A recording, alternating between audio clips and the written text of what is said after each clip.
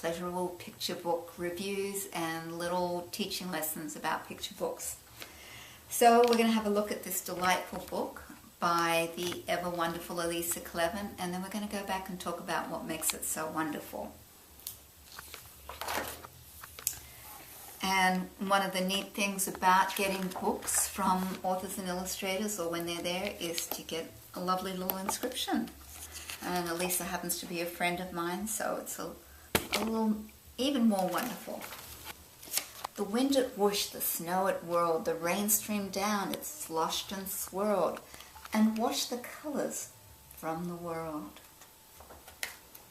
Bare trees shook like chilly bones, children grumbled in their homes. Birds and beasts all wished the sun would show its golden face again. A baker missed the sun so much she took some flour from her hutch. Some butter, sugar, eggs and yeast, she said, I'll bake a sunny feast. Because the real sun likes to hide, I'll make my own small sun inside. She kneaded bread dough, rich and gold, glossy, springy, smooth to hold. She shaped a bread so round and grand, it seemed the sun shone in her hands. Perhaps the baker's loving touch helped her sun bread grow so much.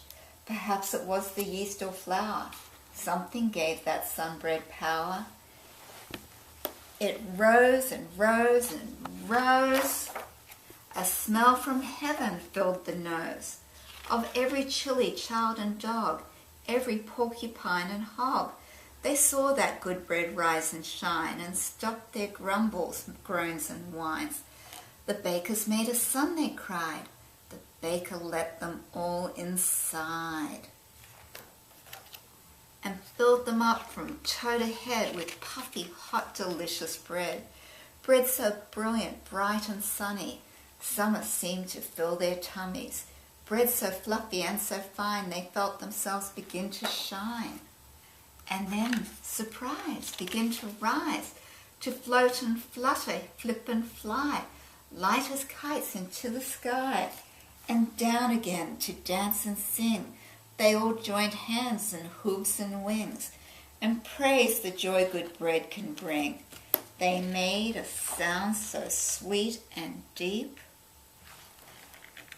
The real sun woke up from its sleep. It burst out through the lumpy clouds and streamed down on the startled crowd. The sun is here, they gave it cheer. It wants some bread, the baker said. So everyone threw bits of bread, chunks and hunks and crusty crumbs, into the sky up to the sun, who ate it up and beamed back down on every city, field and town. It dried the fur of mouse and dog and warmed the soul of bear and frog. It glittered on the blue-green seas, wove golden ribbons through the trees. It painted colours on the day, melted all the snow away, and brought the shadows out to play. It scattered rainbows soft and bright, fed the plants with its clear light. Streaked the sky red, yellow, pink, and purple, then began to sink. And as the sun slipped down to rest, the baker shouted this request. Come back for breakfast, please, dear sun. I'll bake fresh sun bread and sun buns. The baker baked the whole night long.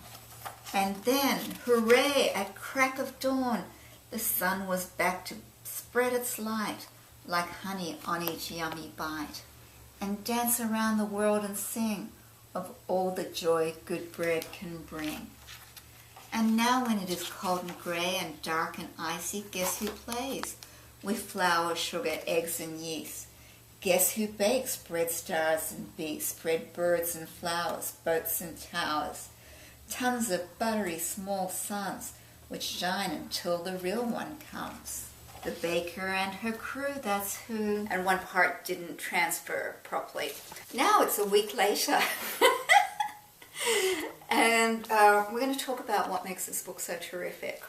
A big part is the art, and also that it's super charming, that it's a kind of a kind of creation story in how bread came to be, or, you know, it has a real mythological feeling to it. It has a really wonderful folktale, fairy tale quality to it. Let me share a little about Elisa, and she's a magician. I'm going to bring this in close so you can just see how extraordinary and how detailed her illustrations are. So she has the language that builds, and I'm probably not going to be quite as focused as usual because I didn't sleep well last night, but I'll do my best. And so the story, it starts off, it's, you know, a depressing, rainy winter, and then it takes us through how to get through that depressing part and create our own suns, create our own joy. And for Elisa, this means making bread.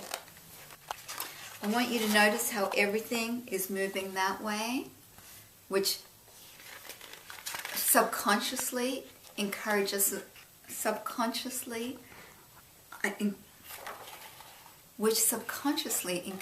us to turn the page to see what's coming next. And this book can be used in so many different contexts. For a start, she's a big animal person. She's a big-time environmentalist. So many of her books celebrate the natural world in different ways. She layers it. This is watercolor and mixed media, and she was one of the original mixed media artists from like 20 years ago.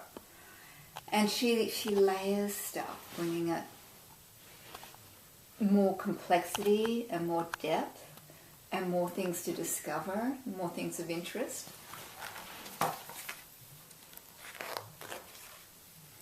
Now, some people use a very limited palette. Elisa's art is just full on, and it's all there. But there's also a bunch of neutral elements as well. Usually what happens is the main characters are in wild colors and the background is more muted. But here it's kind of the other way around, and it definitely works. This book can be used for many, many different things, and I'm sure it has been, and including teaching about different environments, about cooking, about the weather, and then here when she shows all the different things that you can make with bread, which is really nice. And I don't know if she actually made these with bread or these are painted. All I know is that they're lovely. And then on the very, very back, it provides a recipe for making sun bread. And it also shows you how to make the different shapes, which is really nice. Let me bring that in closer.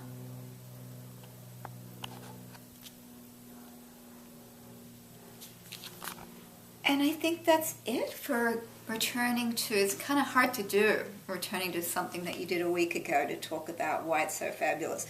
But trust me, it is fabulous. Check it out. Check out any of her books, because pretty much everything she does is wonderful.